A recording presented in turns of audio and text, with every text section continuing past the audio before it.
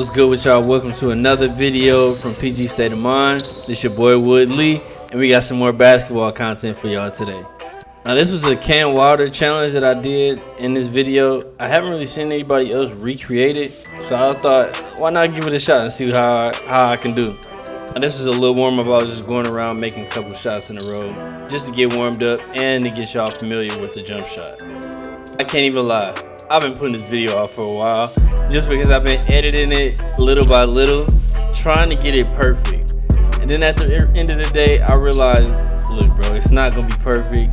You do the best that you can on this video, take notes from it, and then apply them to the next video and just kind of build off of that.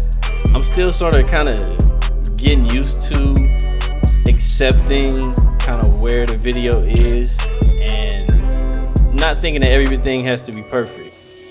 I realized that consistency is more important than perfection. So I'm gonna keep putting the content out and learn from it as I go and make the adjustments where I see that they need to be adjusted. Also, I'm looking for all the feedback I can get. Improvements, which I like, which I don't like. I'm still new to everything, so I don't feel like I have a set in stone process of how I want to do things. And I want to hear how y'all enjoy viewing the content. Right now, I'm just taking a leap of faith and just going with how I feel like it should be. And having fun at the end of the day. That's the biggest thing. Just enjoying the experience that I get to make these type of videos, you know, and just have fun with it. I'm gonna finish up this warm up and then I'm gonna get back with y'all when I start up the challenge.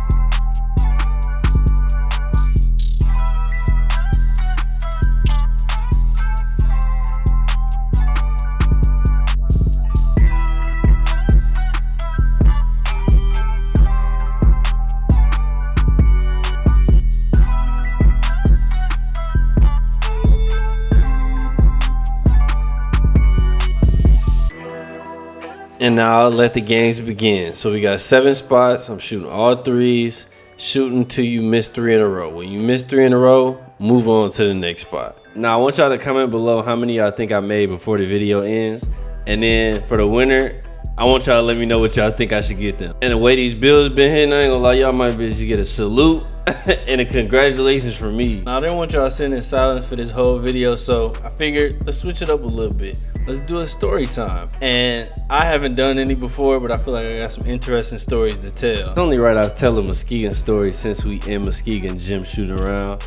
So I'll tell y'all a funny story and then I'll tell y'all like a more real life type story. Now the funny story I got, which is funny now that I look back on it, but in the moment, I was like in a movie scene, bro. There was a time we had a riot at our school.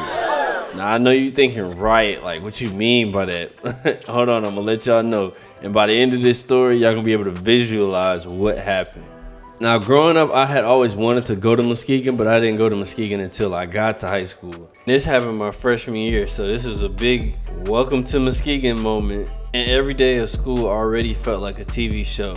But this episode, it hit a little different. So boom, all right, we in Spanish class, right? And this girl who's sitting in front of me, she going off about how she want to beat this girl up. I'm like, I'm listening, right? But you know, some people just be talking. Now I know this girl, I know her brothers. She not just talking, this is serious business. Now we got lunch right after. So I'm like, all right, well, if she's serious, this is the perfect opportunity. She can follow it up right after class. So class is over now. We going and walking to lunch. Now, mind you, she been talking crazy during this whole class time, so everybody else is on board. It's not just me who invested at this point. And like I said, she got a track record of getting people right, you feel me? So we was all tapped in and like really following her to the lunchroom to see what was gonna happen. Now we follow her to the lunchroom and she just so happened to already sit by where I sat at. So I really just put my bags down and was just watching, just waiting to see what was gonna jump off. She put her stuff down and instantly started going into hunting mode. Like, okay, where's she at? Let's get this going. I really don't remember what she was fighting about or wanted to get with her for, but today was the day. So to give you an idea how the lunchroom is set up, it's set up like a rectangle. So like the short sides is where you walk in, and on the sides of the rectangle is where everybody sit. My side was by the street view. So I had a door right behind me and everything. I'm kind of right by the outside. Now this is gonna hold some context later on in the story, so just keep that in mind. Like I said, when she got there, she put her bags down for a little minute and it was straight go mode. Now I wasn't even 10 minutes into lunch and the activities began. What Joker say? And here we go. If you ever been in a big area where a fight occurred, you know one fight is not gonna be just one fight.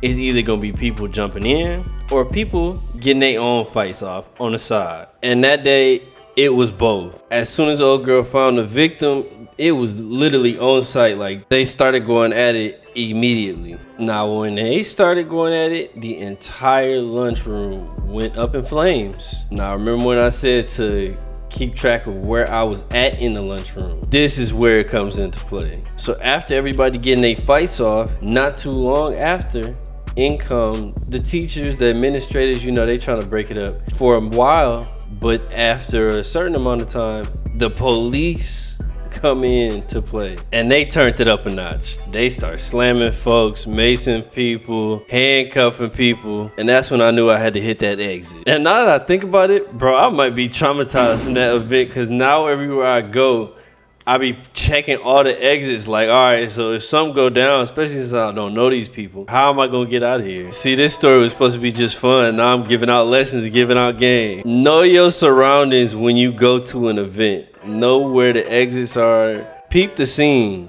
And it's not like nothing really even happened to me in that sense, but you just never know what can happen. Lesson I learned was just being self-aware. In this moment, my self-awareness was telling me, get outside. Now that door got windows next to it, so I'm like, all right, cool, I can just watch the fight from outside. As I'm watching it, everything's still moving in slow motion for me. I'm just like, bro, I'm in a matrix. And this is really happening. All you could see was chaos inside the entire lunchroom. And I'm just thinking to myself, like, what is actually happening right now? Seeing people having to hold their eyes because they got maced, and people face on the ground from being handcuffed. Now this is when I knew it was really real, when my dad called. The ones who know me know my dad is a black father who will pop up or will call me wherever and know where I'm at. How will he know where I'm at? I still don't know to this day, but he knows everything. And when he called me, I was like, bro, how do you even know about this? I'm still in it. So as I'm talking on the phone with my dad, I'm literally outside watching everything through the window, and it was really insane how everything was going down. After a while, everything died down, but we ended up having to go on lockdown for the rest of the day. Like, go in the classroom, don't come out unless you absolutely have to. Like, they were police officers and administrators walking the hall for the rest of the day. And of course, I got stuck in one of those classes where you couldn't even be loud or talk for real. So we had to like whisper, and it was silent in that room. When I tell you they was taking that so serious, I was still trying to process everything. I wanted to like debrief with my friends and everything. I couldn't even do that until I got to my last class. So I was sick for that first hour after. It was like adrenaline still running through everybody's body, and it was like, what just happened? But yeah, that had to be the most interesting, legendary type story that I had at Muskegon. Especially, it was because I just got there, and I was like, okay, so this is really how it is up here. So to focus back in on the video, at this point when I was shooting, I felt like I had a nice little rhythm going on. In the corner, I made 50 something, and the second, the little wing was like, whatever. But I felt like I had a nice rhythm going at this point. Part 2 of this story time is going to be the day that I earned my scholarship in this gym. Now, I wish I could have came in here and told y'all that I had all the offers growing up and all the schools was looking at me. I was declining coaches' phone calls.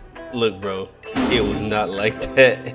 My first 2 years of high school, I played JV, which as a freshman playing up, that's good. Now, my sophomore year was a tough decision for me. One of probably the first tough decisions I had to make. And that was to either stay on JV or move up to play varsity. This was 2014, and that team ended up winning the championship that year. I could have played on that team, but at the same time, I don't feel like I would have been able to develop myself and get any type of real run. I could come in here and say, oh, I could have fought it out or whatever, fought for a position. But logically, that didn't even make sense to me because it would be so much of an uphill grind in so much of a small amount of time that I felt like it would just be a year wasted. So instead, I played JV again and felt like I got to develop myself. After playing up my freshman year, playing at the people my age sophomore year, it was a wrap for everybody at that point. I felt like I was moving at a different pace, just being already accustomed to that speed. On my junior year, I don't know what it was. I must have got complacent with being good on JV and didn't realize that varsity was a different level than JV was. So my junior year, I didn't play a lot. The summer going into senior year and my senior year, it was all business. Like, I was really locked in. And this game just proved that all the work that I put in was worth it in the end. A couple days before this game, my high school coach told me that the college coaches was coming to watch me play. So I'm thinking like, okay, I don't really have any other offers. This is my perfect time to shine. Now, this game held weight for a couple different reasons. One was because the coaches watching. The other reason was because we was on like a 30-plus game conference win streak. So it was like, I can't go out one in front of the coaches. Two, we can't lose the streak, especially not at home, not at the crib. And then again, as much as I would love to tell y'all that this game went just picture perfect, that is not how it happened. It had to be one of the worst starts that I've ever had in my basketball career. And it ended up as being one of the best games that I had in one half. I hope I can find the article to show y'all that it literally was a garbage first half, and the second half we played with the game breakers on the entire time. We was down like 20 plus points in the third quarter and ended up coming back and winning. First half I probably had single digit points, maybe like 5, 3, or if I even scored. Just know I ended the game with 20. And these are 8-minute quarters, so it ain't a lot of time to do what we did and come back to win. And I tell y'all, everything in the first half that went wrong, and everything in the second half that could have went right, boy, it went right. It went all the way right. We was getting steals, just regular stops, making threes, getting fast breaks, getting turnovers. Like, it was crazy. And for the people who haven't been to Muskegon Gym before, when it get loud in there, it get loud. And the fan support was always unmatched. So it was like they wasn't letting us go down either. So we was feeding off the crowd. And we ended up putting up like a 30-point fourth quarter, which in 8 minutes, again, the game breakers was on. That game ended with me at the free throw line for the game tying and game winning free throws. It couldn't have been mapped out any better. And if you've ever been in a clutch situation, walking to that free throw line, it's just like everything is just building up, and you gotta perform. It really felt like my perfect time to shine and show everybody that I was taking this serious and I was locked in. So I did my normal routine, right? And knocked down the first free throw. Now the second one I definitely did miss, but at that point we had won and there wasn't really no time on the clock, so they had to throw up something and the game was really over. So the weight was lifted off my shoulders as I made that first one, and I could kind of relax. And I might have relaxed a little bit too much, but we won at the end of the day. And yes, I do still have that video from high school my friend sent to me. I got a lot of videos and pictures and stuff from high school, just a bunch of memorable moments. My mom is an avid scrapbooker, and she kept a lot of the memories that we had growing up until now, and I want to keep that tradition going just because you can look at that memory and kind of relive it. For example, this picture right here was after the game and they stormed the court. This is something I will never be able to forget. Like that memory, I can still vividly remember that happening, and it's just good to keep those memories around. Now at this point in the video, if you made it this far, I appreciate you. Also, if you thought that we would make it this far and I would have this many makes, you a real one. The ones who didn't, trust me, I'm glad I was able to prove you wrong. And I know I skipped past me making only 2 at the top of the key. We're gonna talk about that on a different day, because I don't know what has ever been up with me in the top of the key, but the wings and the corners have literally always been my go-to spots. I'm gonna let y'all enjoy the rest of this video, and I'll see y'all at the end. You probably thought I was gonna miss right there, huh? At this point, I'm in the zone. I'm just shooting off form and repetition, and I'm not even really thinking about the misses or the makes at this point. I don't even know the number that I'm at. I'm just shooting. I did in my head have an idea of like 200. I felt like that was like around 20 something per spot if I got 7 spots. I was like, all right, I can do that. But yeah, the top killed me. The wings killed me. So just the last spot I had to make 200.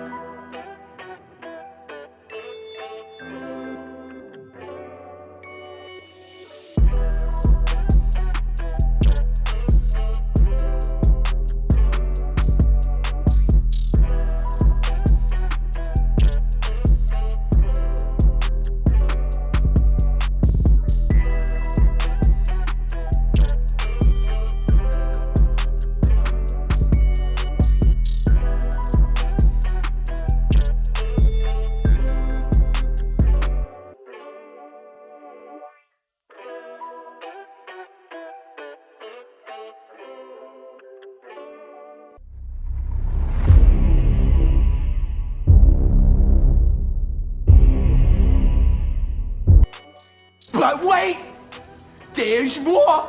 Hang on to your seat, baby.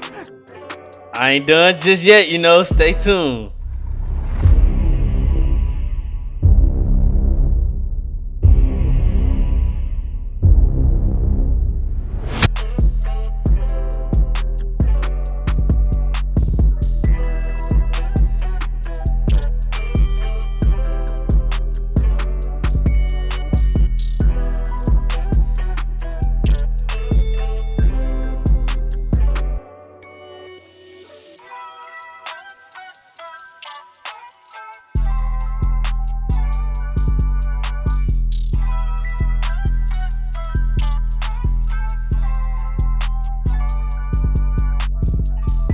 At this point, I had multiple times I got to 2 misses, and I knew I was close to 200.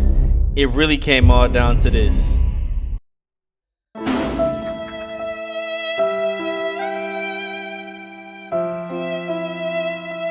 If you made this far in the video, I appreciate you for watching. Leave a like, comment, and subscribe. Let me know if y'all want more basketball content. It's been your boy Wood Lee, and I'm out.